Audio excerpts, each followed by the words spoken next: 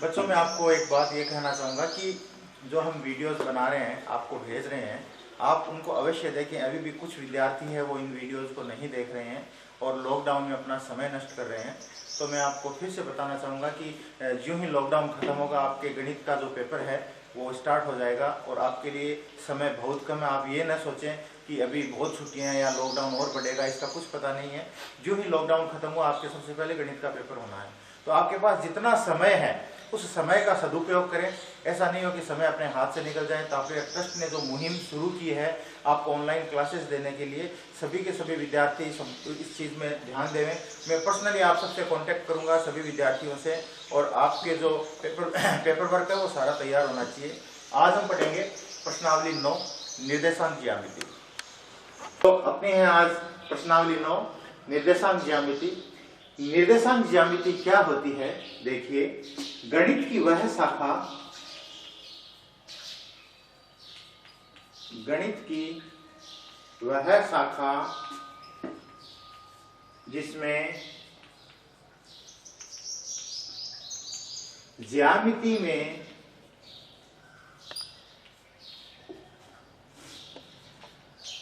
बीज गणित का उपयोग होता हो।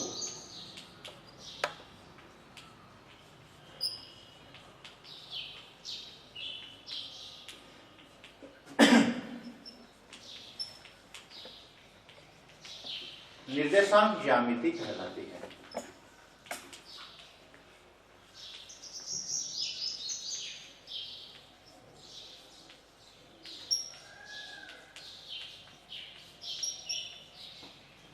गणित की वह शाखा जिसमें ज्यामिति में बीज गणित का उपयोग होता हो निर्देशांक ज्यामिति कहलाती है। जैसे हर व्यक्ति का इस पृथ्वी पर अपना कोई एक एड्रेस होता है, हर कण का अपना एक एड्रेस है। आप जहां खड़े हो, मैं जहां खड़ा हूं, आप जहां बैठे हो, वहां का हर का अपना एक एड्रेस है, जो हम इस निर्देशांक ज्यामिति के अनुसार अक्ष और वाई में निरूपित करते हैं। अक्ष और वाई में निरूपित करने का मतलब है कि ये हमारे पास है, देखिए ये जो है ये ऊर्ध्वाधर रेखा वाई अक्ष है, ये जो क्षैतिज रेखा दिखाई दे रही है वो अक्ष अक्ष है।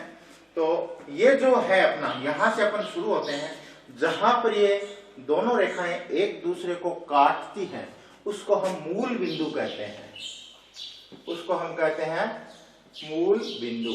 और मूल बिंदु के जो निर्देशांक होते हैं वो हमेशा 0,0 होते हैं। अगर आपसे ये एक छोटा सा क्वेश्चन पूछा जा सकता है 1-2 नंबर का कि मूल बिंदु के निर्देशांक बताइए, तो आप बताएंगे कि मूल बिंदु के जो निर्देशांक होते हैं वो 0,0 होते हैं। ये जो दोनों लाइनें जहां पर एक दूसरे को काटती है वो ही मूल बिंदु होता है। अब देखिए, ये जो है क्षैतिज रेखा के हिसाब से और ये है वाई अक्ष के हिसाब से, तो यहां पर इससे हमारे पास 4 चतुर्थांश हुए। ये प्रथम चतुर्थांश है, ये द्वितीय है, ये तृतीय है और ये चतुर्थ चतुर्थांश है। हम जो भी इसके अंदर एड्रेस के अंदर मान रखते हैं, अक्ष और वाई के मान निरूपित करते हैं, तो हमेशा आपको ये ध्यान रखना है कि पहले हमेशा अक्ष का मान निरूपित करेंगे, उसके बाद हमेशा वाई का मान निरूपित करेंगे। पहले हमेशा अक्ष का मान इसके अंदर आता है, उसके बाद वाई का मान आता है।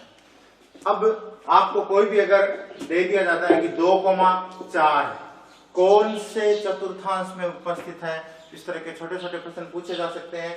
तो 2, यानी कि हम यहाँ, आपको ये सब मैंने ग्राफ में बताया था प्रश्नावली में, तो आपने ध्यान दिया होगा कि 2,4 का मतलब 2 अक्ष है और 4 वाई है। तो पहले अक्ष का मान, पहले हमेशा अक्ष का मान रखते हैं। अगर प्लस में है तो आगे चलेंगे और माइनस में है तो पीछे चलना है। सिर्फ इस रेखा पे चलना है अक्ष के मान के लिए। यहां से अगर मान प्लस का है तो आगे, वरना पीछे चलिए। तो यहाँ पे 2 प्लस का है तो हम यहाँ 1 और 2 खाने आगे चलेंगे। उसके बाद y का, तो y का मान इस ऊर्ध्वाधर रेखा पे निरूपित होगा। 4 है प्लस का, अगर यहाँ पर प्लस का मान है तो हम ऊपर चलेंगे और माइनस का मान है तो हम नीचे चलेंगे। तो यहाँ पर 1, 2, 3 और 4 यहाँ पर आ गया। तो 2,4 वो प्रथम चतुर्थांश में उपस्थित है। ये चीजें आप ग्राफ वाली प्रश्नावली में देख चुके हैं, इसलिए मैंने आपको बताया है कि बस इस तरह से इसमें आपको चतुर्थांश बताना होता है। अब देखिए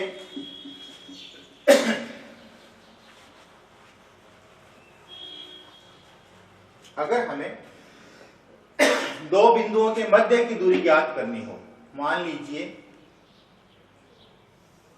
ये दो बिंदु है, एक बिंदु है ए और एक बिंदु है बी, हमें इन दोनों के बीच की दूरी ज्ञात करनी हो तो ए के जो निर्देशांक हैं और जो बी के निर्देशांक हैं वो हमें पता होने चाहिए। तो हम ए और बी के मध्य की दूरी ज्ञात करते हैं। तो मान लीजिए अपन ने पहले कोई भी निर्देशांक ले लिए 2,3 और 1,2। ए के जो अक्ष और वाई के निर्देशांक है वो 2,3 है और बी के जो अक्ष और वाई के निर्देशांक है वो क्या है, 1,2 है। अब यहां पर इनको अपन क्या लिख देंगे, ये जो 2 है ये अक्ष 1 है, ये 3 है वो y1 है। यहां पर ये जो 1 है वो अक्ष 2 मानेंगे और ये जो 2 है वो y2 मान लेंगे। तो मध्य की दूरी को ज्ञात करने के लिए जो सूत्र होता है, मध्य दूरी को ज्ञात करने के लिए जो सूत्र होता है वो होता है अंडर रूट अक्ष 2 माइनस अक्ष 1 का whole square plus y2 minus y1 का होल स्क्वायर। यह फॉर्मूला आपको ध्यान में रखना है मध्य की दूरी ज्ञात करने के लिए। किन्हीं भी दो बिंदुओं के मध्य की दूरी ज्ञात करने के लिए हम ये फॉर्मूला काम में लेंगे। अब फिर से हमने अंडर रूट लगाया, कोष्टक लगाया, अक्ष 2 की जगह क्या लिख दूं, अक्ष 2 क्या है, 1 है, तो यहां पर मैंने 1 लिख दिया। फिर माइनस अक्ष 1, तो अक्ष 1 2 है तो 1 माइनस 2 का होल स्क्वायर प्लस y2 क्या है, y2 2 है, 2, फिर चिन्ह निशान माइनस का तो हम भी माइनस लगा देंगे। फिर y1, तो y1 3 है तो यहाँ पर 3 का होल स्क्वायर।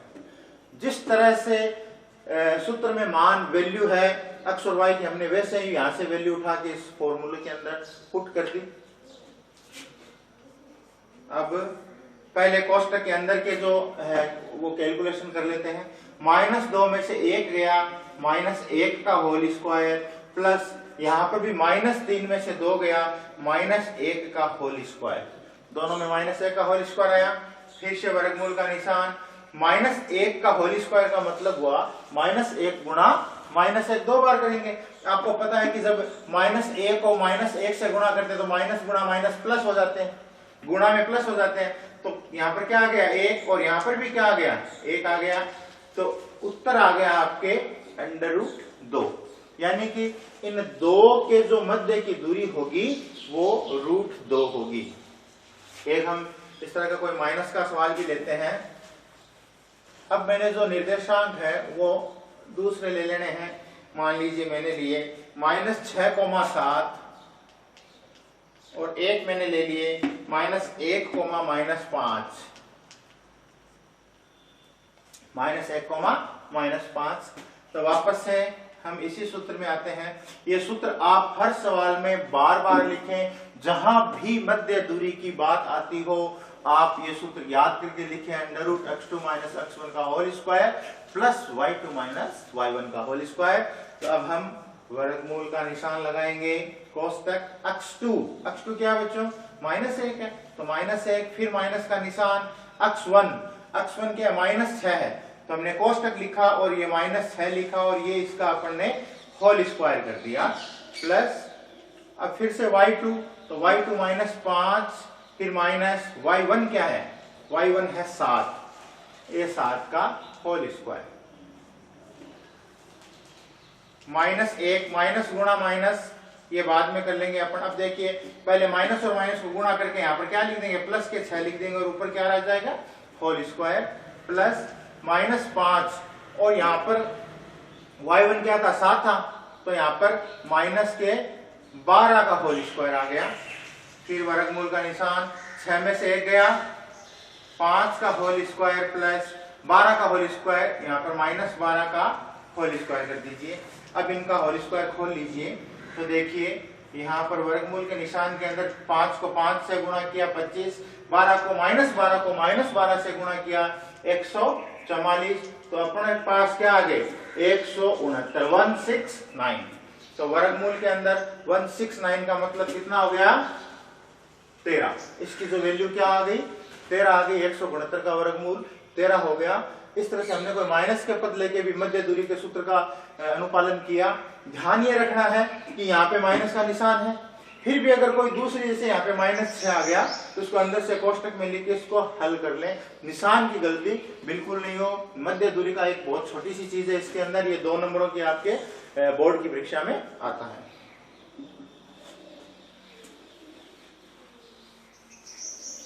चलिए आपकी प्रैक्टिस के लिए एक और लेते हैं, -1, -1 और 8, -2। आप यहाँ पे जब मैं ये प्रैक्टिस के सवाल करवा रहा हूं, आप वीडियो को पॉज करके पहले खुद करके देखें आपसे वो सही हो रहे हैं क्या, उसके बाद आप वीडियो को वापस से चालू करके मिलाएं कि आपने जो किया है वो सही किया है क्या। तो हमने फिर से यहाँ पे वर्गमूल का निशान लगाया। x2, तो x2 अपने पास इस बार 8 है, माइनस x1 -1 है, तो -1 का ये होल स्क्वायर प्लस y2 -2 है, फिर माइनस y1 क्या है, -1 है, तो ये -1 का होल स्क्वायर।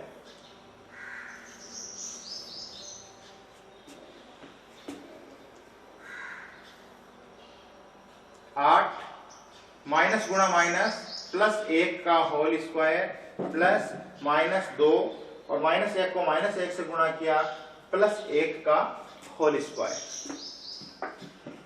8 और 1 9 का होल स्क्वायर प्लस -2 में से 1 गया, -1 का होल स्क्वायर आया। 9 को 9 से गुणा किया 81 प्लस -1 को -1 से गुणा किया प्लस का 1 आया, तो आंसर आ गए अंडर रूट में 82 यानी कि 82। ये हमने मध्य दूरी के बीच की दूरी ज्ञात करने के लिए अपन ने ये सवाल किए। अब नेक्स्ट हम करते हैं अगला सवाल कि सिद्ध कीजिए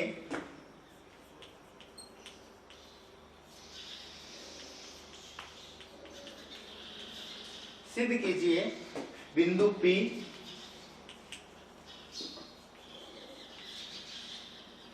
दो -2, P के जो निर्देशांक है वो हमें 2, -2 दिए हुए हैं। Q के जो निर्देशांक है वो -2, 1 है, और जो R के निर्देशांक है वो 5, 2 है। अब सिद्ध क्या करना है कि ये एक समकोण त्रिभुज यानी राइट एंगल समकोण त्रिभुज के शीर्ष है। यहां पर थोड़ा सा फिर से ध्यान देंगे मेरी बात पे। यहां पर इसने पूछा है समकोण त्रिभुज के शीर्ष है। हो सकता है यहाँ पर आपके बोर्ड में सवाल आ जाए सिद्ध कीजिए ये समद्विबाहु त्रिभुज के शीर्ष है, हो सकता है आ जाए समबाहु त्रिभुज के शीर्ष है, तो कोई भी सवाल आ सकता है, तरीका वही रहेगा। अगर समकोण त्रिभुज के शीर्ष है तो हमें कैसे पता चलेगा कि जो समकोण त्रिभुज होता है उसमें जो 3 भुजाएं होती हैं, आधार, लंब और कर्ण, तो इसको सिद्ध करने के लिए हम क्या करते हैं, पाइथागोरस प्रमेय लगाते हैं। कर्ण स्क्वायर बराबर आधार स्क्वायर प्लस लंब स्क्वायर। अगर इसके मान हम इसमें रखते हैं तीनों मान और ये सिद्ध हो जाते हैं, इक्वल आ जाते हैं, तो समकोण त्रिभुज के शीर्ष है। यानी कि कर्ण का जो स्क्वायर है आधार स्क्वायर के और लंब स्क्वायर के योग के बराबर होना चाहिए। अगर ऐसा नहीं होता है तो हम कह देंगे कि ये समकोण त्रिभुज के शीर्ष नहीं है। अगर यहाँ पे समद्विबाहु त्रिभुज के शीर्ष पूछा होता तो इसका मतलब देखिए 3 है, P Q O R, इसका मतलब आंसर 3 आएंगे, इसका मतलब हुआ आंसर 3 आएंगे।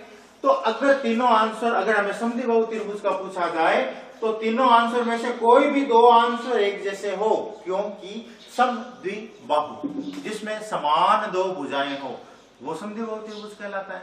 तो इसका मतलब कोई भी 2 आंसर एक जैसे आए तो वह समद्विबाहु त्रिभुज का शीर्ष हो जाएगा। अगर यहाँ पर समबाहु त्रिभुज का पूछ लें तो इसका मतलब समबाहु त्रिभुज में क्या होता है, तीनों भुजाएं समान होती हैं। अगर तीनों आंसर समान आए तो इसका मतलब समबाहु त्रिभुज का शीर्ष है। तो पहले हम ये तय करते हैं कि ये समकोण त्रिभुज का शीर्ष है या नहीं है। तो देखिए हम अपनी वैल्यू लेते हैं, यहाँ पे P की वैल्यू क्या है 2 -2, फिर Q की -2, 1 और फिर R के लिए है 5, 2। ये हमारे पास है। तो देखिए सबसे पहले हम क्या करेंगे, P और Q के बीच की मध्य की दूरी को ज्ञात करेंगे। पहले किसकी करेंगे, PQ की। जैसे अपने पीछे वाले सवाल में की मध्य दूरी, जैसे PQ की करेंगे, उसके बाद QR की करेंगे, दूसरा आंसर आ गया। फिर RP की करेंगे। तो 3 मध्य दूरी अपन को ज्ञात करनी पड़ेगी, 3 आंसर आएंगे। फिर 3 आंसर से अपन ये प्रूव करेंगे कि ये समकोण त्रिभुज का सिर्फ है या नहीं है। सबसे पहले हम PQ लेते हैं। PQ लेंगे तो सूत्र वही है अपना, क्या, x2 - x1 का whole square plus y2 - y1 का होल स्क्वायर। तो PQ अगर हम लेते हैं तो ये x1, ये y1, ये x2 और ये y2। अभी हमें r से कोई मतलब नहीं है।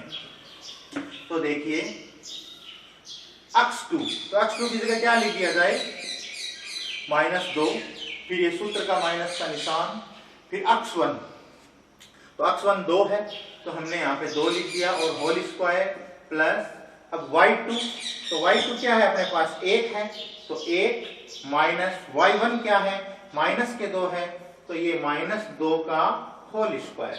अपन ने PQ की वैल्यू रख दी है। अब इसमें कितने आंसर आते हैं वो देख लेते हैं। -2 और -2, माइनस के 4 का होल स्क्वायर प्लस यहाँ पर 1 माइनस गुणा माइनस प्लस के 2, ये इसका होल स्क्वायर आ गया। अब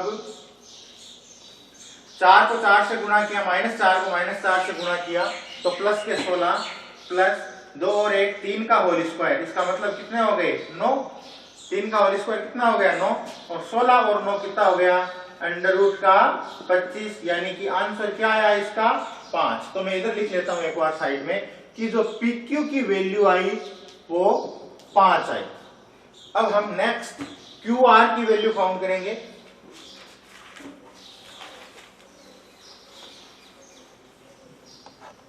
अब देखिए QR की वैल्यू मैं यहां लिख देता हूं ऊपर, आपको आसानी से दिखाई दे, Q और R। अब QR की कर रहे हैं तो हमें इस P से कोई मतलब नहीं है, QR, तो इसका मतलब ये x1, ये y1, ये x2 और ये y2 हो गया। तो हमने फिर से सूत्र हर बार लिखे, x2 - x1 का whole square plus y2 - y1 का होल स्क्वायर। x2 क्या है 5, तो हमने लिख दिया 5 माइनस x1 अपने पास क्या है माइनस के 2, तो ये फिर कोष्टक लगाया -2 और ये इसका होल स्क्वायर प्लस, अब y2, तो y2 कितना है बच्चों 2 है, तो 2 माइनस y1 कितना है 1 है, तो 1 का होल स्क्वायर। अब इसको कैलकुलेट करते हैं, 5 माइनस को माइनस से गुणा किया प्लस 2 का होल स्क्वायर प्लस 2 में से 1 गया 1 का होल स्क्वायर। अब क्या आंसर आता है इसका 5 और 2 7 का होल स्क्वायर प्लस 1 का होल स्क्वायर, 7 को 7 से गुणा किया 49 प्लस 1 यानी कि √50 आया। कितना आया अपने पास √50 आया। तो ये किसकी वैल्यू थी, ये QR की थी, तो हमने लिख दिया QR = √50। अब हम लास्ट वैल्यू R और P की फाउंड करते हैं, तो इसको मैं मिटा देता हूं।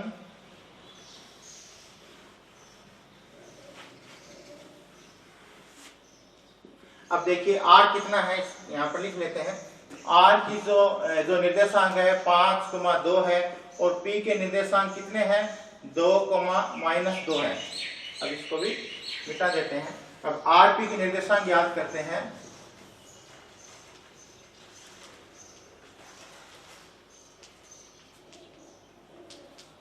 x2 - x1 का whole square plus y2 - y1 का होल स्क्वायर। तो x1 ये है, y1 ये है, x2 ये है और y2 ये है। तो ये लीजिए x2 यानी कि 2 - x1 यानी कि 5 का होल स्क्वायर प्लस ये -2 है, यहाँ पर अपन ने क्या लिखे हैं -2 माइनस y1 कितना है 2 का होल स्क्वायर, 5 में से 2 गया -3 का होल स्क्वायर प्लस -2 और -2 -4 का होल स्क्वायर, -3 को -3 से गुणा किया प्लस के 9 और -4 को -4 से गुणा किया 16, यानी कि अंडर रूट के कितने आ गए 25, यानी कि इसकी वैल्यू भी क्या आई, आरपी की वैल्यू भी आई 5, आरपी की वैल्यू भी क्या आई 5। तो हमने तीनों की वैल्यू फाउंड कर ली। अब क्या ये समकोण त्रिभुज के शीर्ष हैं, तो देखिए हम पता करते हैं, इन तीनों में जो सबसे बड़ा है वो कर्ण होगा। अगर ये समकोण त्रिभुज के शीर्ष हुए तो हमें पता है कि समकोण त्रिभुज में जो सबसे बड़ी भुजा होती है वो कर्ण होती है, जो सबसे बड़ी भुजा होगी वो कर्ण होगी। तो इसमें सबसे बड़ा √50 है, तो हम √50 इसको मान के चलेंगे, बाकी की दोनों भुजाएं 5-5 होगी। अब ये प्रूव करते हैं, तो अपने पास फॉर्मूला है कर्ण स्क्वायर बराबर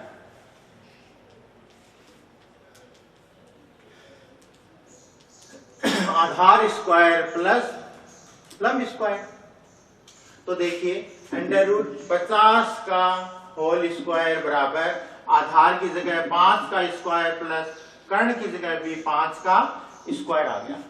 तो √50 को √50 से गुणा किया तो क्या आ गए 50 आ गए, 5 को 5 से गुणा किया तो 25 और 5 को 5 से गुणा किया तो 25, तो 50 बराबर 50, ये दोनों इक्वल आ गए। इसका मतलब ये प्रूफ हुआ कि ये एक समकोण त्रिभुज के शीर्ष है।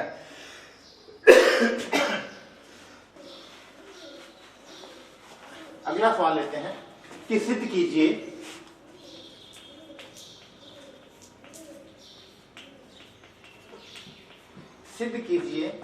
कि बिंदु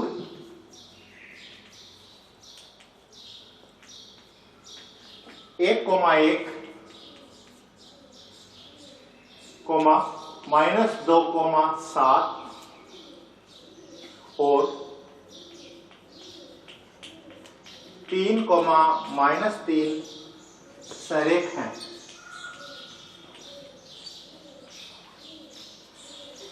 तो देखिए बच्चों, समकोण त्रिभुज का मैंने आपको बताया कि किस तरह से प्रूव होगा, पाइथागोरस प्रमेय से पता चलेगा, संविबाहु त्रिभुज का कैसे पता चलेगा, समबाहु त्रिभुज का कैसे पता चलेगा।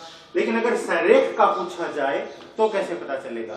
सरेख का मतलब होता है एक ही रेखा में हो, तीनों बिंदु एक ही रेखा में है या नहीं है, ये कैसे पता चलेगा। तो इसके लिए पता ऐसे चलेगा कि किन्हीं भी दो का योग अगर तीसरे के बराबर आता है, क्योंकि इसमें भी अपने 3 आंसर आएंगे, कोई से भी दो का योग अगर तीसरे के बराबर आता है तो वह सरेख है, अदरवाइज वो सरेख नहीं है। ये आपको ध्यान रखना है। तो हम इसमें तीनों बिंदु लेते हैं, पहले 1,1 है, फिर -2,7 है और फिर 3,-3 है। A, B और C मान के हम इनको चलते हैं। सबसे पहले AB के मध्य की दूरी ज्ञात करते हैं, तो √ x2 माइनस x1 का whole square plus y2 minus y1 का होल स्क्वायर। A और B x1, y1, x2 और y2। तो x2 -2 -1 का होल स्क्वायर, क्योंकि x1 1 है, प्लस y2 क्या है, y2 है माइनस प्लस का 7 है, 7 माइनस y1 है 1 का होल स्क्वायर, -2 और -1 माइनस का 3 का होल स्क्वायर प्लस 7 में से 1 गया 6 का होल स्क्वायर। -3 को -3 से गुणा करेंगे, अगर निशान एक जैसे हो तो गुणा में एक जैसे निशान हो तो प्लस आ जाता है। तो -3 को -3 से गुणा किया 9, 6 को 6 से गुणा किया 36, तो ये आ गए √ के 45। अब एक जो आंसर अपने पास आ गया √ का 45। फिर देखिए नेक्स्ट हम लेते हैं B और C। तो बी और सी में लेंगे तो ये देखिए अब ये x1 y1 इसका अपन को कोई मतलब नहीं है, ये x1 है, ये y1 है, ये x2 है और ये y2 है। तो हमने सूत्र लगाया x2 माइनस x1 का होल स्क्वायर, तो 3 माइनस माइनस 2 का whole square plus y2 minus 3 minus 7 का होल स्क्वायर। यहां पर आ गया 3 प्लस 2 का होल स्क्वायर प्लस माइनस 10 का होल स्क्वायर। 3 2 5 का होल स्क्वायर प्लस माइनस 10 का होल स्क्वायर आ गया। अब 5 को 5 से गुणा करेंगे, 25 प्लस 10 को 10 से गुणा किया 100 आ गए, तो अपने पास आ गए 125। ये अपना आगे की वैल्यू आ गई अंडर 125 ही आए, पूरे अंडर रूट में नहीं है इस बार। अब हम तीसरी वैल्यू लेंगे,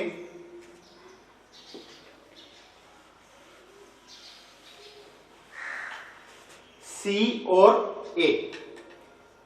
C और A, तो C और A को मैं लिख देता हूं 3 माइनस 3 और A क्या है 1 है। तो हम इनके बीच में मध्य दूरी का सूत्र लगाते हैं।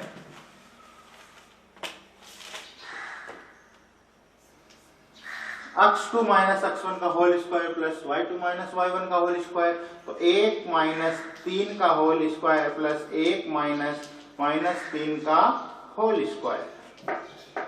3 में से 1 गया, 2 का होल स्क्वायर प्लस 1 प्लस 3 का होल स्क्वायर, माइनस गुणा माइनस प्लस हो गया।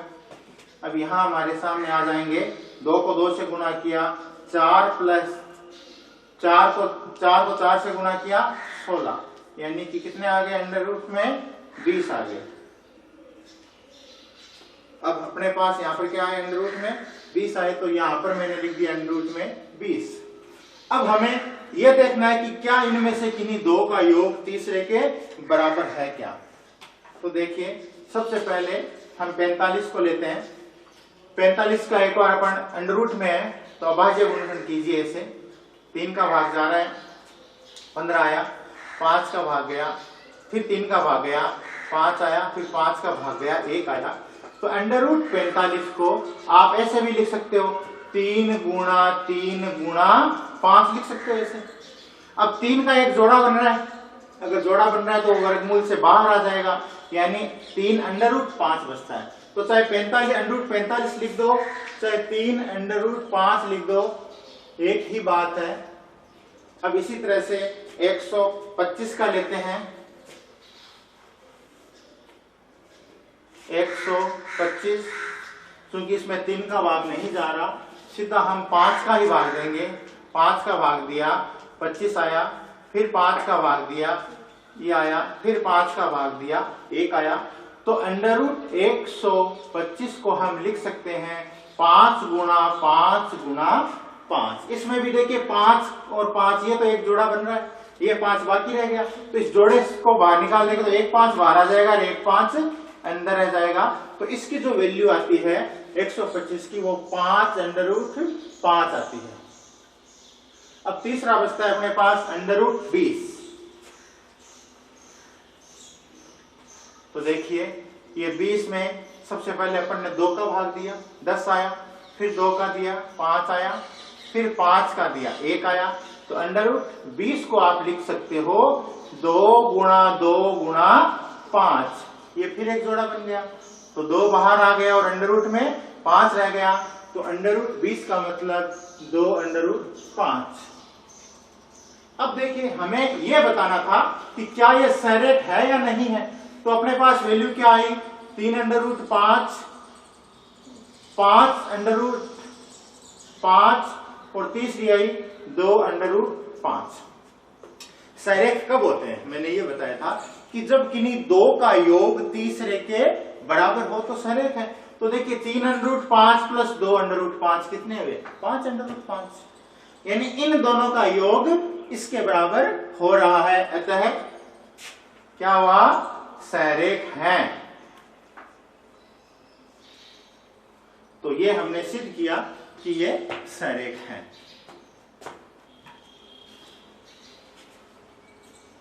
नेक्स्ट क्वेश्चन लेते हैं, आपकी किताब के ही हैं सारे क्वेश्चन जो मैं ले रहा हूं।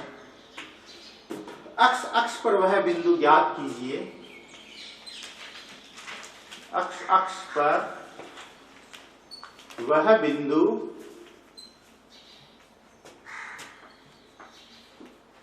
ज्ञात कीजिए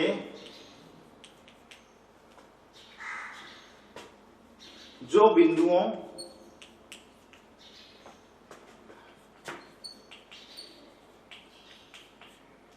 -2, -5 और -2, -3 से समदूरस्थ या समान दूरी पर स्थित हैं, समान दूरी पर स्थित हैं।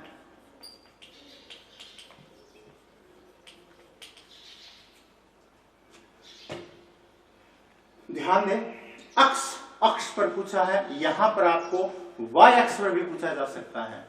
हमें पता है कि हम जब वैल्यू लिखते हैं तो पहले अक्ष लिखते हैं और फिर क्या लिखते हैं, फिर हमेशा y आता है। तो अक्ष अक्ष पर पूछा है तो अक्ष की वैल्यू तो अक्ष सही है और y की वैल्यू क्या हुई, यहाँ पे 0 हो गई।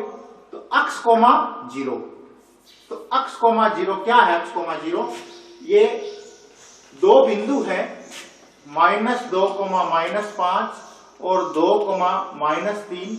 ये बिंदु इन दोनों से समदूरस्थ है, यानी कि समान दूरी पर है। ये हमें सिद्ध करना है। इसको हम P मान लेते हैं, इसको हम इन दोनों को हम A और B मान लेते हैं। सवाल पे ध्यान रखें कि आप अब जो सवाल आएंगे उसमें आप अगर सवाल को सही ढंग से समझ जाएंगे तो हल करने में कोई दिक्कत नहीं है। अभी तो सूत्र एक ही लग रहा है आपके, कोई 2, 4, 5 सूत्र आए भी नहीं। तो ये इन दोनों से समदूरस्थ है, यानी कि PA बराबर PB। ये जो P है A और P B से भी समदूरस्थ है। तो अपने पास इक्वेशन क्या बनी, PA बराबर PB। अब देखिए P और A के बीच में मध्य की दूरी अपन ज्ञात करेंगे और फिर अपन P और B के बीच में मध्य की दूरी ज्ञात करेंगे। मध्य दूरी का वही सूत्र है, तो हम करते हैं। तो देखिए, या आप इसको अगर वर्गमूल हटाना चाहो, मान लीजिए आप लिखते हो PA बराबर √x2 - x1 का whole square plus y2 - y1 का होल स्क्वायर। अगर आप ये वर्गमूल हटाओगे तो क्या हो जाएगा, PA स्क्वायर, इधर से वर्गमूल हटाओगे तो इधर स्क्वायर लग जाएगा। तो वर्गमूल का झंझट खत्म हो गया, सीधा x2 - x1 का whole square plus y2 - y1 का होल स्क्वायर बच जाता है। ऐसे ही आप इसको क्या कर सकते हो, PA स्क्वायर बराबर PB स्क्वायर, ताकि हमें ये वर्गमूल का निशान अब नहीं लगाना पड़े इस सवाल के लिए। अब हम इसमें वैल्यू पुट करते हैं, ये मैं मिटा देता हूं। तो P और A के मध्य की दूरी, इनको मैं थोड़ा ऊपर लिख लेता हूं। P की वैल्यू है x,0, A की वैल्यू है -2, -5 और B की वैल्यू है 2, -3। अब हम इनके मध्य की दूरी ज्ञात करते हैं। सबसे पहले PA, P और A, तो -2 -x का होल स्क्वायर प्लस -5 -0 का होल स्क्वायर बराबर PA स्क्वायर बराबर है PB स्क्वायर। तो अब P और B के मध्य की दूरी, इन दोनों के मध्य की दूरी भी यही लगा दीजिए 2, हाँ जी 2 -x का होल स्क्वायर प्लस -3 और 0 का होल स्क्वायर। ये हमने मान रख दिए हैं। अब हम इन्हें कैलकुलेट करेंगे।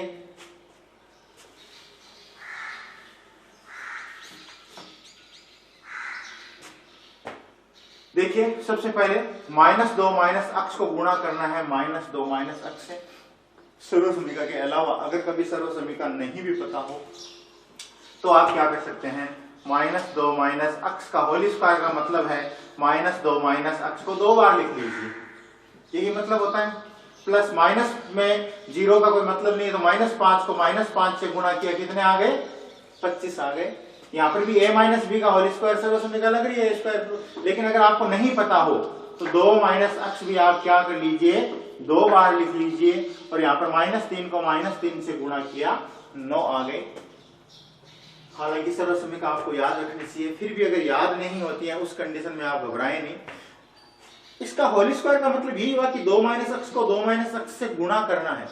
भी मैं 3 का होल स्क्वायर लिखता हूं तो इसका मतलब हुआ 3 को 3 से गुणा करना है। तो हम यहाँ पर सीधा भी गुणा कर ले, पीछे मैंने आपको सर्वसमीकरणों से बताया है, अब सीधा गुणा भी कर सकते हैं अपन।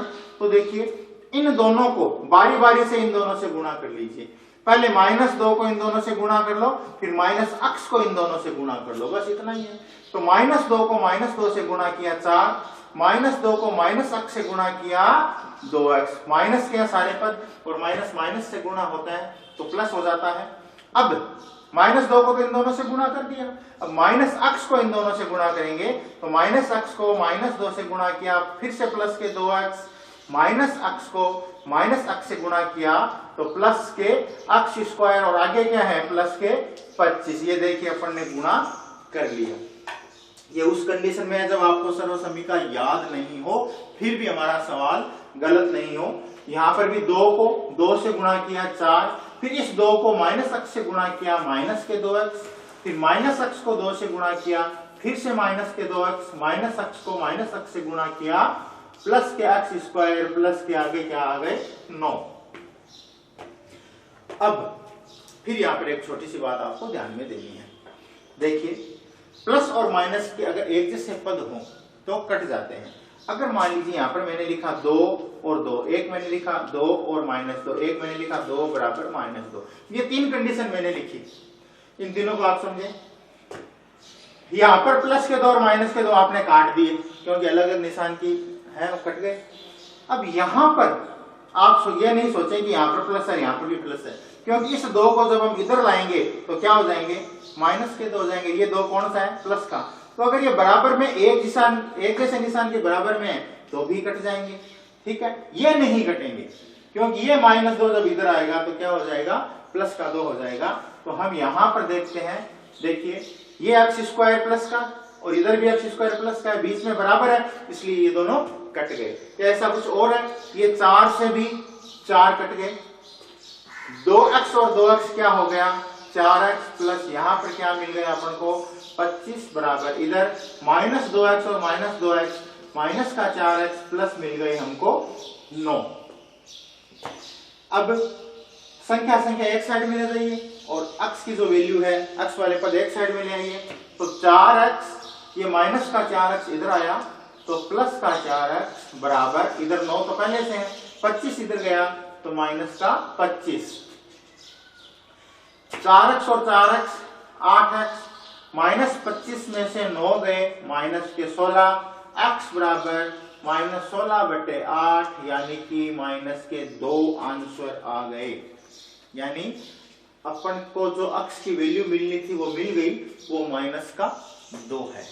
ठीक इसका विपरीत सवाल अब हम करते हैं। इस सवाल में हमने अक्स पे पूछा था, अब की जो नेक्स्ट सवाल है इसमें वो y अक्ष पे है, तो उसमें और इसमें कितना फर्क आ जाएगा वो देख लेते हैं। नेक्स्ट है y अक्ष पर बिंदु, उस बिंदु का मान ज्ञात कीजिए। y अक्ष पर उस बिंदु का मान ज्ञात कीजिए जो बिंदुओं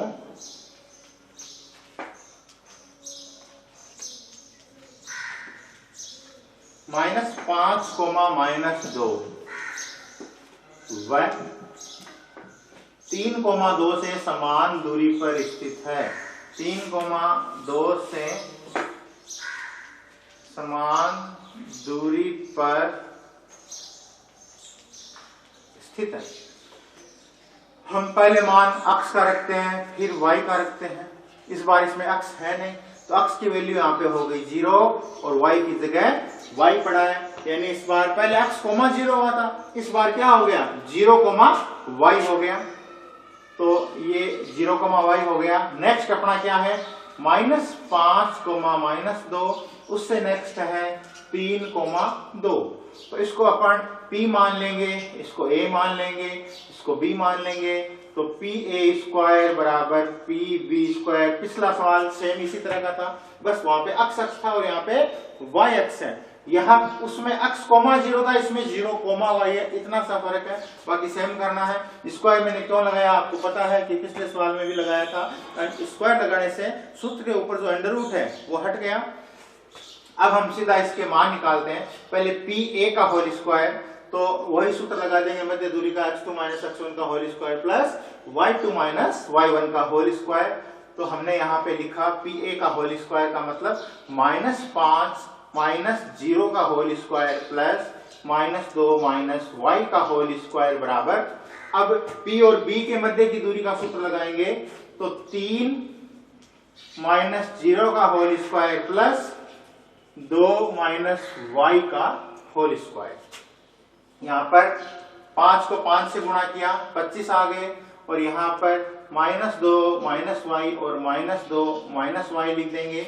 इधर 3 को 3 से गुणा किया, 9 आ गए, प्लस 2 - y और यहाँ पर फिर से 2 - y आ जाएगा। 25 प्लस -2 यहाँ से गुणा करना शुरू करेंगे, तो प्लस के 4 प्लस के 2y और फिर प्लस के 2y और प्लस का y², और इधर 9 प्लस 4 -2y प्लस का y²।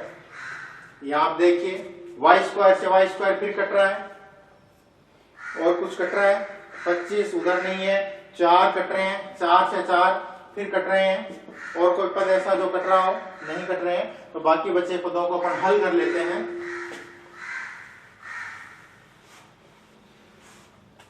तो क्या बता, 25 प्लस 4y इस साइड में बचा, 25 प्लस 4y बराबर उस साइड में माइनस का 4y प्लस के 9, -4y प्लस के 9 बचे। 25 को उधर ले जाते हैं, 4y को इधर ले आते हैं, तो 4y प्लस 4y बराबर 9 - 25, 8y बराबर फिर से माइनस के 16, y बराबर -16/8, यानी कि फिर से क्या आंसर आ गया अपने पास, -2। तो ये अपना अक्ष और y अक्ष से संबंधित जो सवाल था वो हल हुआ। नेक्स्ट क्वेश्चन पे अपन फिर से आते हैं।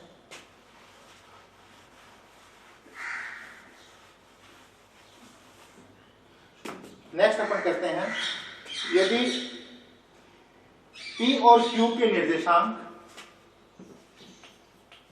यदि P व Q के निर्देशांक क्रमशः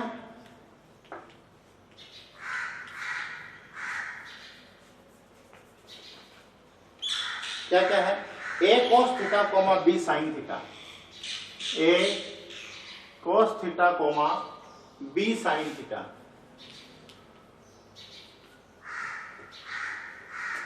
और दूसरे जो निर्देशांक है वो क्या है, -A sin theta, B cos theta.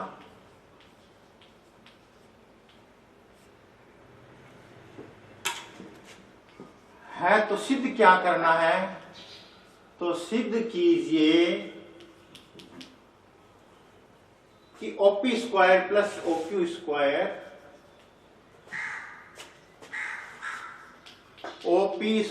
Plus OQ² बराबर A² प्लस B² हो।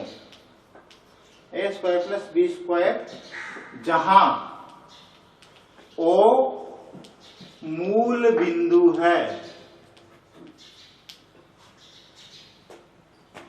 बहुत सारी बातें इसमें वो है जो हमें पता है। देखिए O क्या है, मूल बिंदु है, और हमें पता है कि मूल बिंदु के जो निर्देशांक होते हैं वो 0, 0 होते हैं। ये O है, ये इसके निर्देशांक है, 0,0।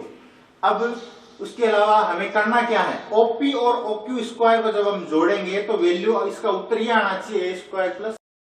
अब P और Q, ये P है और ये Q है, तो P की वैल्यू क्या है, निर्देशांक क्या है, a cos theta B sin theta, और Q के जो निर्देशांक है वो आपको दिए हुए हैं -a sin theta B cos theta. हमें OP स्क्वायर और OQ स्क्वायर को जोड़ना है बस। तो पहले OP स्क्वायर और OQ स्क्वायर का मान निकाल लेते हैं। तो OP स्क्वायर, और P ये रहा, स्क्वायर लगा दिया तो वर्गमूल का निशान वैसे भी हट गया। तो OP स्क्वायर की वैल्यू क्या आती है, वही सूत्र अपना x2 माइनस x1 का whole square plus y2 minus y1 का होल स्क्वायर। तो देखिए x2 यानी कि a cos थीटा माइनस 0 का whole square plus b sin theta minus 0 का होल स्क्वायर। तो OP स्क्वायर की वैल्यू आ गई a square cos square theta, 0 का कोई वैल्यू है नहीं, 0 को 0 से गुणा किया 0 रह गया, प्लस यहां पर क्या आ गया b square sin square theta. ये OP स्क्वायर की वैल्यू आ गई। ठीक इसी तरह से हम OQ स्क्वायर की वैल्यू निकालते हैं, ऊपर लिख देता हूं। हमें सिद्ध क्या करना है, ध्यान रखना, a square plus b square proof होना चाहिए। चलो नीचे निकाल लेता हूं, इसमें OQ स्क्वायर की वैल्यू देखिए, इन दोनों का मान रखना है। तो -a sin थीटा प्लस 0 का whole square plus b cos theta plus 0 का होल स्क्वायर। आप साइन कॉस के चक्कर में ये मत समझिए कि सवाल हार्ड है। अपन ने वैल्यू वही x1, x2, y1 और y2 की रखी है। ये x इन दोनों की जब अपन निकाल रहे हैं तो x1 y1 x2 और y2, x1 y1 और x2 और y2, उसके हिसाब से सूत्र में अपन ने मान रखा है। OQ की वैल्यू क्या आ गई, OQ स्क्वायर बराबर माइनस को माइनस से गुणा किया plus a square sine square theta, 0 है नहीं, plus b square cos square theta. OP square की ये वैल्यू है, OQ स्क्वायर की ये वैल्यू है, लेकिन प्रश्नानुसार OP स्क्वायर और OQ स्क्वायर को जोड़ना है, यानी हम इन दोनों को जोड़ेंगे तो हमारे पास बचना क्या चाहिए, a square plus b square बचना चाहिए। बचता है तो अपना प्रूव हो जाता है। तो इन दोनों को अब हम जोड़ के देखते हैं, OQ square plus OP square. तो यहां पे मैं लिख देता हूं OP square plus OQ square is equal to, OP की वैल्यू क्या है, a square cos square theta plus b square sine square theta plus OQ square की वैल्यू क्या है, a square sine square theta plus b square cos square theta. ये अपन ने लिख दिया। तो देखिए cos स्क्वायर को मैं इस cos स्क्वायर के पास लिख देता हूं, उससे कोई फर्क नहीं पड़ना है। देखिए a cos square theta plus पहले वो लिख देता हूं b square cos square theta plus यहां पर वापस आ जाएंगे, ये साइन स्क्वायर दोनों पास में लिख देते हैं, b square sine square theta और फिर ये आ जाएगा a square sine square theta. अब हम दो के पेयर बना लेते हैं, दो के जोड़े बना लेते हैं, जैसे कॉमन लेते हैं गुणनखंड में वैसे। तो इन दोनों में से क्या कॉमन आ रहा है, cos स्क्वायर थीटा इसमें भी है, cos स्क्वायर थीटा इसमें भी है। तो अपने जो कॉमन आया वो आया cos स्क्वायर थीटा, तो बच गया क्या, a square plus b square. ठीक इसी तरीके से इसमें जो कॉमन आया वो आया साइन स्क्वायर थीटा, क्योंकि कॉमन में हमेशा छोटी घात आती है और इसमें दोनों बराबर है ये। तो यहाँ पर भी क्या बच गया, b square plus a square, ये दोनों एक जैसे आ रहे हैं, a square plus b square लिखो चाहे b square plus a square लिखो, ये दोनों सेम आ रहे हैं। अब अपने पास a से गुणनखंड क्या बचा, cos square theta plus sign square theta, और क्या बच गया, a square plus b square बचा। बराबर में इधर क्या है OP square plus OQ square. तो देखिए sign square theta plus cos square theta ये एक सूत्र होता है जिसका मतलब होता है sign square theta plus cos square theta बराबर हमेशा 1 होता है। Sign square theta plus cos square theta बराबर क्या होता है, हमेशा 1 होता है। तो इसकी जगह अपन ने क्या लिख दिया 1 और बच गया क्या ए स्क्वायर प्लस बी स्क्वायर। 1 को इससे गुणा करोगे तो वापस से क्या बचा ए स्क्वायर प्लस बी स्क्वायर ही बचा और यही हमें सिद्ध करना था कि इसकी वैल्यू ए स्क्वायर प्लस बी स्क्वायर आएगी।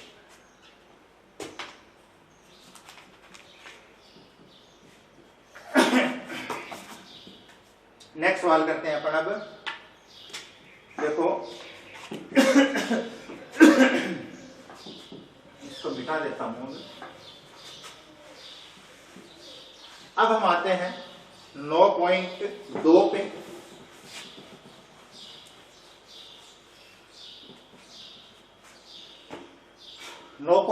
जो है वो विभाजन से संबंधित प्रश्नावली है, प्रश्नावली 9.2। विभाजन जो है वो 2 प्रकार से होता है, अंतः विभाजन और बाह्य विभाजन। अंतः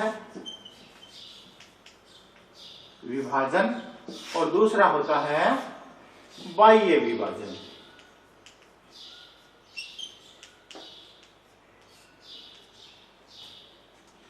अंतः विभाजन का मतलब क्या हो कि मान लीजिए ये कोई एक रेखा है, ये बिंदु A है, ये बिंदु B है, ये इसके अक्ष y के निर्देशांक है, ये भी इसके अक्ष y के निर्देशांक है।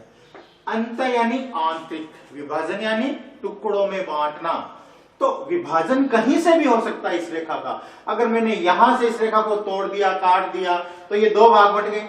अगर एकदम बीच में से काटा तो इनका विभाजन जो वो 1:1 में हो, यानी कि दोनों बराबर है।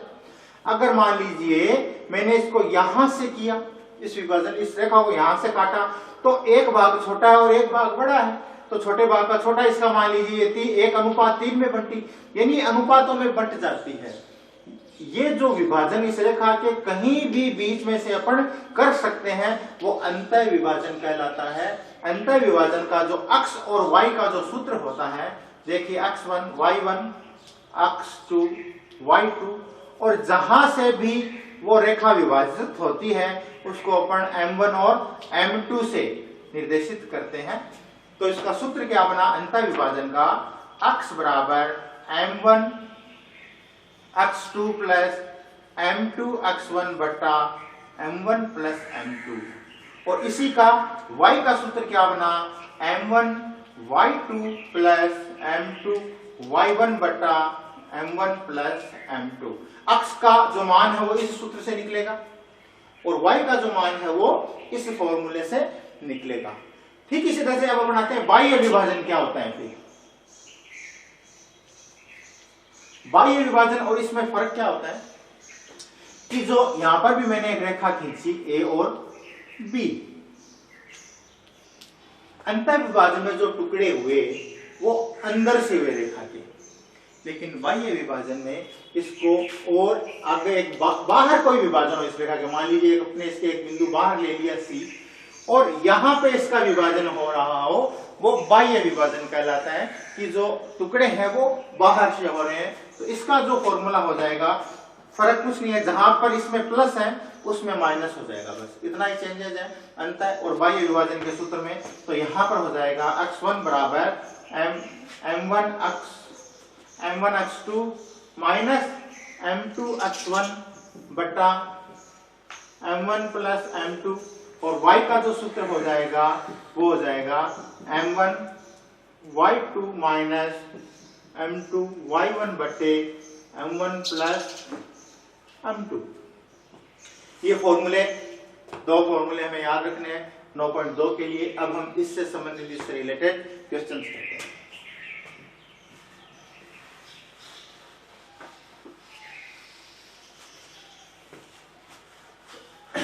तो हमारा पहला प्रश्न इसमें आता है कि उस बिंदु के निर्देशांक ज्ञात कीजिए, उस बिंदु के निर्देशांक ज्ञात कीजिए, उस बिंदु के निर्देशांक ज्ञात कीजिए जो बिंदु 3,5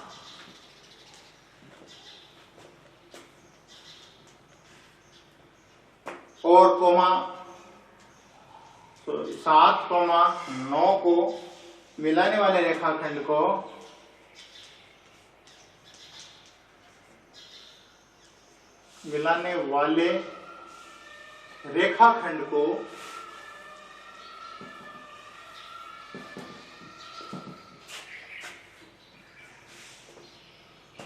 दो अनुपात 3 में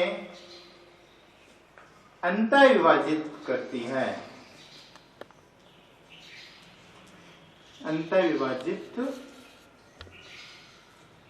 तो इसने यहाँ पे अंतर विभाजन का पूछा है, तो फॉर्मूला अंतर विभाजन का लगेगा x और y का। हमारे पास जो वैल्यू क्या है 3,5, जो निर्देशांक है 3,5 और 7,9 है। तो यहाँ पर भी आपको पता है x1 y1 x2 y2 और 2,3 क्या है m1 और m2। उस फॉर्मूले में जितनी भी चीजें हैं x1 y1 x2 y2 m1 m2 जो भी हमको चाहिए वो सारी की सारी चीजें हमें यहाँ पे मिल गई है। अब काम सिर्फ उस फॉर्मूले के अंदर वैल्यू रखना बचा है, मान रखना बचा है।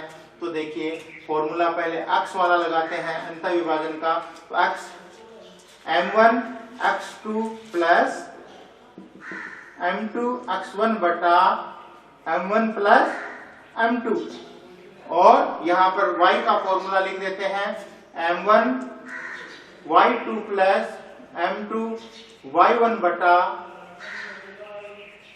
m1 plus m2। यहां वैल्यू रखते हैं। m1 क्या है, m1 2 है, तो यहां पर 2 गुणा, इन दोनों के बीच में कोई निशान नहीं है तो अपन मल्टीप्लाई मानेंगे, गुणा मानेंगे। x2 कितना है 7, फिर प्लस, तो ये प्लस। अब क्या है m2 कितना है 3 गुणा x1 क्या है, अब यहाँ पर क्या है x1 है, तो x1 की वैल्यू कितनी है 3 है, यहाँ पर अपन ने लिख दिए 3 बट्टा m1 प्लस m2 यानी कि 2 प्लस 3, तो आंसर आ गए 14 प्लस 9, 7 दूनी 14, तो 3 को 3 से गुणा किया 9 बट्टे क्या आ गए 5। अब अपने पास इन दोनों को जोड़ देंगे 23/5, ये इसका आंसर आ गया। नेक्स्ट अब हम y का मान लेते हैं। ये जो मान आया है ये x का आया 23/5। अब हम y का लेते हैं, तो y का देखिए फिर से m1, तो m1 की वैल्यू क्या है 2 गुणा y2, तो y2 है 9 प्लस m2 क्या है 3 गुणा y1, तो y1 क्या है 5 बटा 2 प्लस 3, तो 9 दूनी 18 प्लस 15 बटा 5 यानी कि 33/5। ये हमारे x और y की वैल्यू आई 23/5, 33/5। ये हमारा सवाल हुआ अंतर विभाजन का। नेक्स्ट करते हैं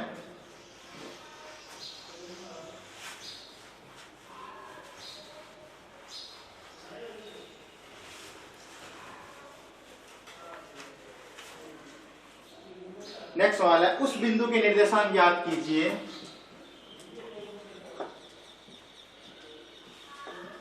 उस बिंदु के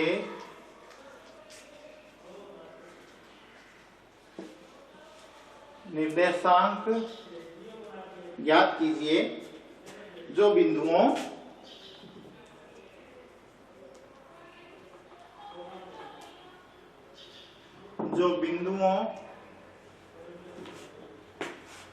5, -2 और -1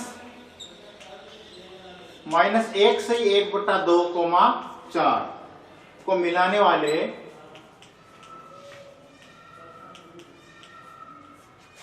वाले रेखाखंड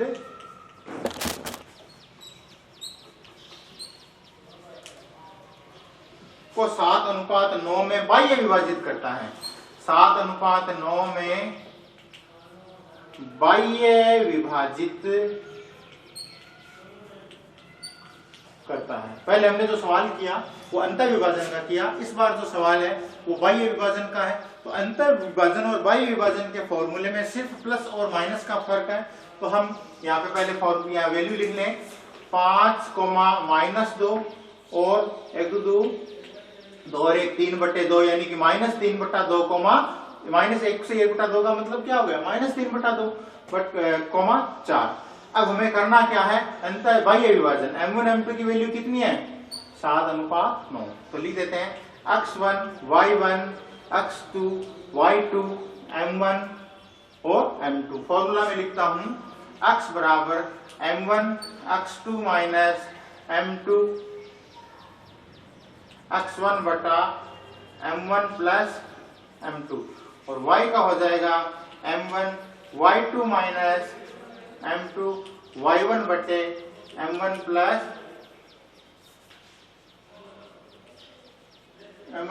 m2।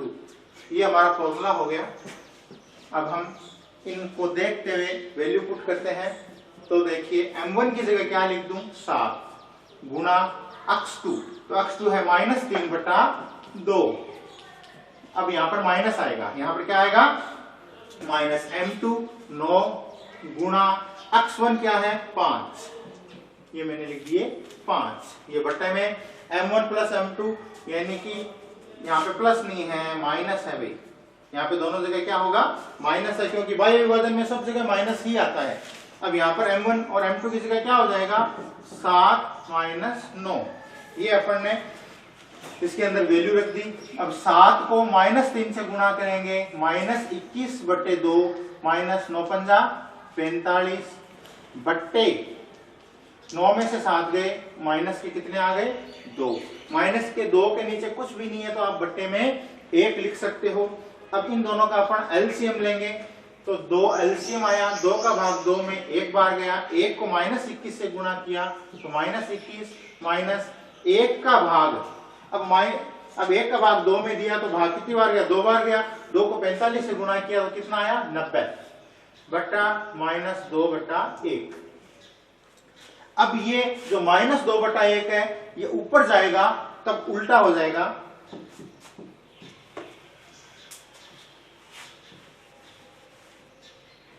तो अब हम वापस देखिए, पहले इन दोनों को जोड़ दें, माइनस के 111/2 गुणा, अब ये उल्टा हो जाएगा तो 1/-2 हो जाएगा, तो हमारे पास माइनस से माइनस कट गया तो वैल्यू क्या बची 111/4। इसके जो आंसर क्या आए वो 111/4 आए। अब हम नेक्स्ट इसमें y की वैल्यू निकालते हैं, ये मिटा देता हूं और y की वैल्यू निकाल लेते हैं। x की निकल गई वैल्यू, ये लीजिए, अब y की वैल्यू है तो m1 y2, तो m1 कितना है 7 गुणा y2 अपने 4 है, माइनस m2 9 गुणा y1 कितना है -2 बट्टा m1 माइनस m2 यानी कि फिर से 7 माइनस 9, अब 728। अब यहां पर देखिए y1 था वो -2 था, तो माइनस को माइनस से गुणा करेंगे तो प्लस के कितने आएंगे 18/9 में से 7 गए, फिर से क्या आ गए माइनस के 2, इन दोनों को अपन जोड़ देंगे तो 8 8 16 का 6 हासिल 2 3 लेके बट्टा -2। अब इसका इसमें भाग दे दो तो माइनस के 23 इसके आंसर आ जाएंगे। तो ये हमने बाह्य विभाजन से दूसरा सवाल हल किया। पहला सवाल हमने अंतर विभाजन से किया, दोनों में फर्क इतना था कि बाह्य विभाजन में जो सूत्र में है वो माइनस लगेगा और अंतर विभाजन के सूत्र में प्लस लगेगा। नेक्स्ट क्वेश्चन करते हैं।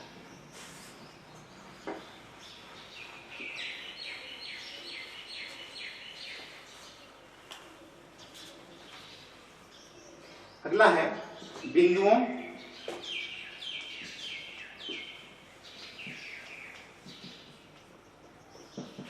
बाईस 20 और 0,16 को मिलाने वाली रेखा के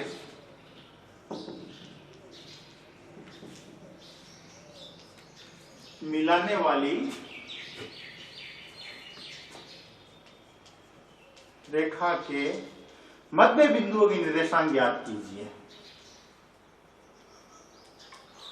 मध्य बिंदुओं के निर्देशांक ज्ञात करने हैं।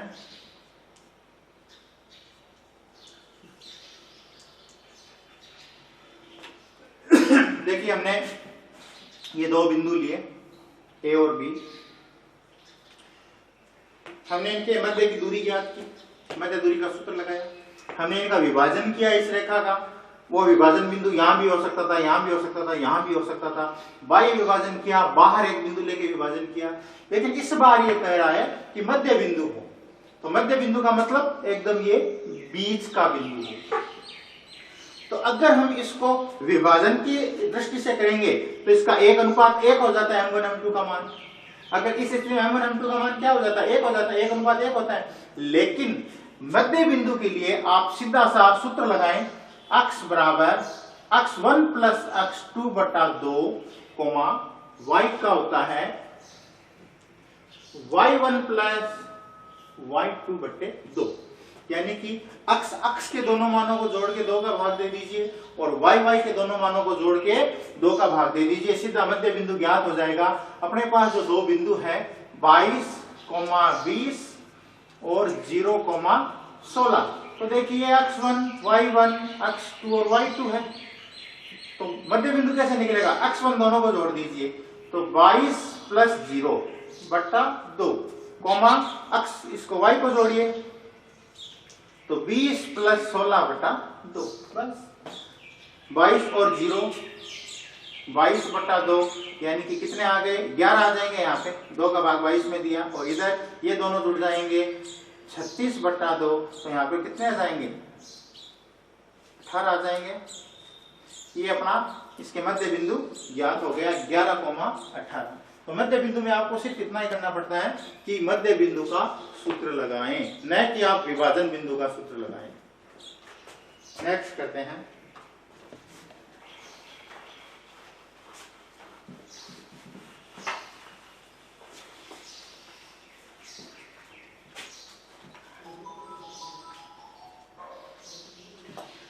बिंदुओं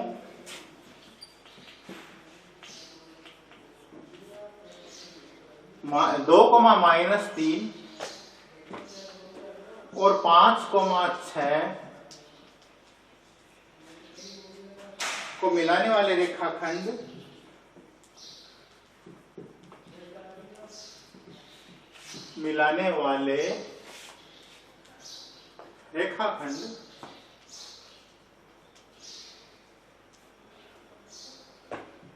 y अक्ष से किस अनुपात में विभाजित होता है? y अक्ष से किस अनुपात में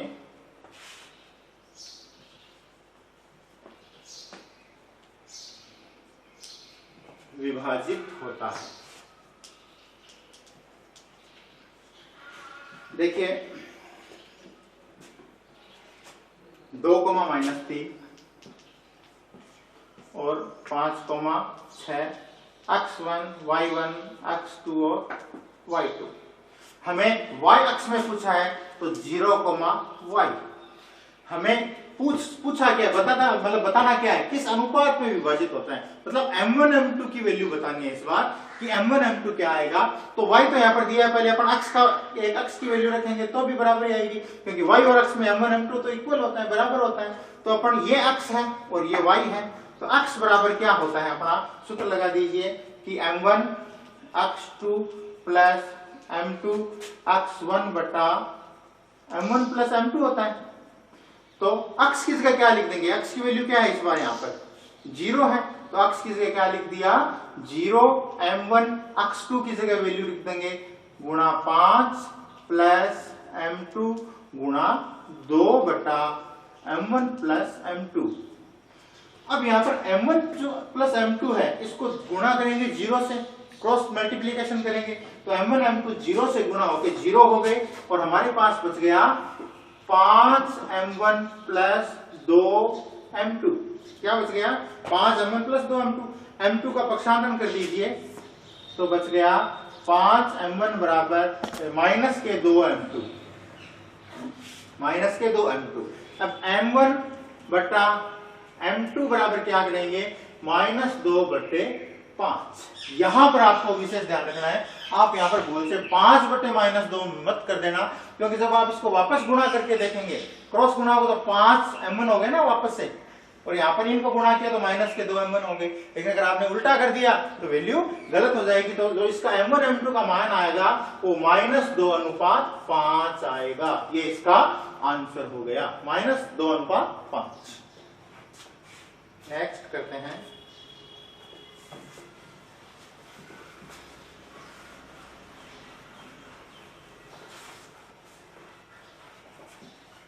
नेक्स्ट है बिंदुओं 11,9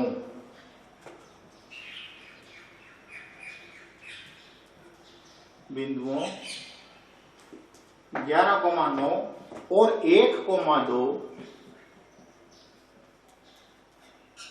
और 1,2 को मिलाने वाली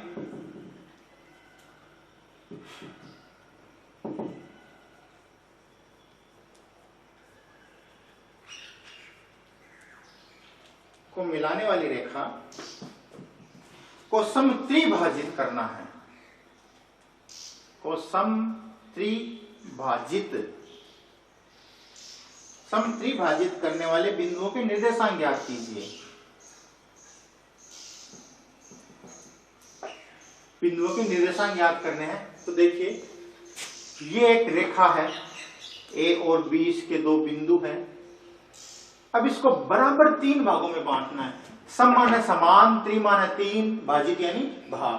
तो इस रेखा को बराबर 3 भागों में बांटने का मतलब मान लीजिए ये 3 भाग हो गए, ये एक भाग, ये दूसरा भाग और ये कितना तीसरा भाग, ये सी हो गया और ये डी मान लिया अपन ने। ए और बी के निर्देशांक दिए हुए 11,9 और इसका है 1,2। हमें करना क्या है, सी के अक्ष वाई के निर्देशांक ज्ञात करने हैं और डी के भी अक्ष वाई के निर्देशांक ज्ञात करने हैं।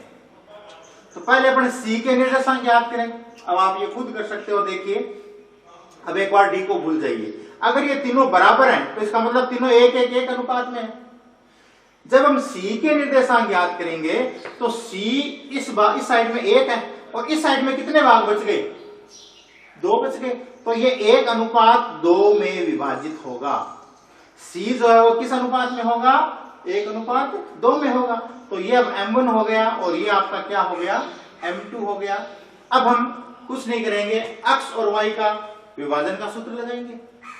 अक्ष 1 ये अपने क्या है, अक्ष 1 y1, ये क्या है अक्ष 2 और y2 है। अक्ष का सूत्र लगाएंगे तो अक्ष 1 y1, अक्ष 2 y2 और m1 m2 तीनों अपने पास है। तो अक्ष और y के मान आ जाएंगे तो क्या आ जाएगा, सी और डी के निर्देशांक नहीं आएंगे क्या, आ जाएंगे। ठीक इसी तरह से जब हम डी ज्ञात करेंगे तो m1 m2 बदल जाएगा। फिर m1 m2 क्या हो जाएगा, इधर कितने भाग हैं, 2 भाग है और इधर कितना भाग है, 1 है। तो 2:1 हो जाएगा। बस इतना ही फर्क है, बाकी वैसे ही आपको अंतर विभाजन के सूत्र लगाने हैं x और y का और वैल्यू पुट करनी है, सीधा सीधा आंसर आ जाएगा और कुछ भी नहीं करना पड़ेगा। आशा है आप इसे खुद करके देखेंगे और इसकी प्रैक्टिस भी करेंगे। जो मैंने पीछे अंतर विभाजन के सवाल बताए हैं ठीक उसी तरह से आपको x और y के मान लिखने हैं। 3 भागों में अगर बांटना हो रेखा को तो।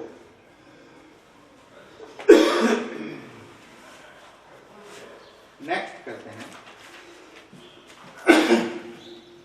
बिंदुओं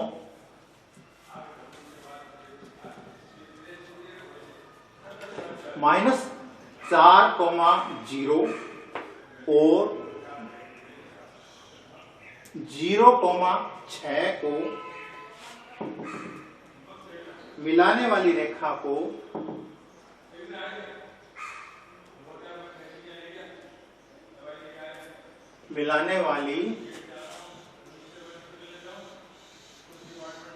रेखा को 4 बराबर भागों में बांटना है। 4 बराबर भागों में बांटने वाले बिंदुओं के निर्देशांक लिखिए, बिंदुओं के निर्देशांक। फिर इधर ध्यान दें, हमने एक रेखा ली ए और बी। पिछले बार में इसको 3 भागों में बांटना था, अब हम इसको बांटेंगे 4 बराबर भागों में। तो देखिए बच्चों ध्यान दें, अगर जब किसी भी रेखा को बराबर 4 भागों में बांटेंगे तो हमें मध्य बिंदु मिलेगा। क्या मिलेगा? मध्य बिंदु मिलेगा। तो ए बी और ये मध्य बिंदु है सी, ये चौथा भाग, ये 1 2 3 और 4 भाग हो गए, जिसमें सी मध्य बिंदु है। ए बी सी डी और ई, एक भाग ए डी, दूसरा भाग डी सी, तीसरा भाग सी ई और चौथा भाग ई बी। अब ए और बी के निर्देशांक क्या है? -4,0 और 0,6। देखिए फिर यहां पर आपको ध्यान देने की जरूरत है, सब भाग बराबर है, 1 1 1 1 है। अगर आप इसमें विभाजन का सूत्र लगाएंगे तब तो ये बहुत बड़ा हो जाएगा। पहले सी डी का याद करेंगे तो इसका अनुपात 1:3 हो गया, सी का याद करेंगे 2:2 हो गया। तो हम क्यों करें? जब हमें मध्य बिंदु प्राप्त है तो हम किसका सूत्र लगाएंगे? मध्य बिंदु का। मध्य बिंदु का सूत्र आपको पता है, मध्य बिंदु का सूत्र होता है x1 + x2 बटा 2, y1 + y2 बटा 2। तो सबसे पहले हम c निकालेंगे। c ab का मध्य बिंदु है, तो x1 को जोड़ के 2 का भाग दीजिए, y1 y2 को जोड़ के 2 का भाग दीजिए, तो हमारे पास c बिंदु के निर्देशांक आ जाएंगे, यानी कि -4 + 0 बटा 2, यानी कि -2 आ गया। x1 क्या है? -4, इधर x2 क्या है? 0 बटा 2, यानी कि ये लीजिए -2 आ गया। अब y1 क्या आएगा यहाँ पे, y की वैल्यू, तो 0 + 6 बटा 2, यानी कि कितने आ गए? 3, ये आ गए 3। तो हमने मध्य बिंदु C की वैल्यू निकाल ली। अब ध्यान दें वापस से, अब जो D है वो SC का मध्य बिंदु है, तो D की वैल्यू कैसे निकाल लेंगे? इन दोनों x को जोड़ के 2 का भाग दे दीजिए, इन दोनों y को जोड़ के, तो -4 -2 बटा 2, यानी कि -6 बटा 2, यानी कि -3 आ गया। ये तो x तो -3 आ गया, और y का क्या आएगा? 0 + 3 बटा 2, यानी कि 3 बटा 2 आ जाएगा। तो ये आ गया 3 बटा 2। अब E के निर्देशांक कैसे निकालेंगे? E है वो CB का मध्य बिंदु है, तो ये x1 है, ये y1 है, ये x2, ये y2 है, तो इसके निर्देशांक भी ऐसे ही निकालेंगे। देखिए -2 + 0 बटा 2, -2 + 0 बटा 2, यानी कि -1 आएगा। तो यहां आ गया -1, y के कैसे आएंगे? 3 + 6 बटा 2, 9 बटा 2। तो इसकी जो वैल्यू है वो क्या आ जाएगी? 9 बटे 2। ये हमने चारों के निर्देशांक ज्ञात किए।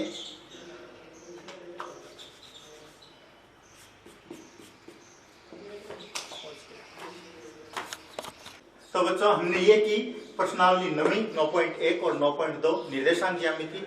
ये भी करीब 4 नंबरों के आपके बोर्ड की परीक्षा में आती हैं। ज्यादातर सवाल मैंने इसमें आपको समझा दिए, कर दिए हैं।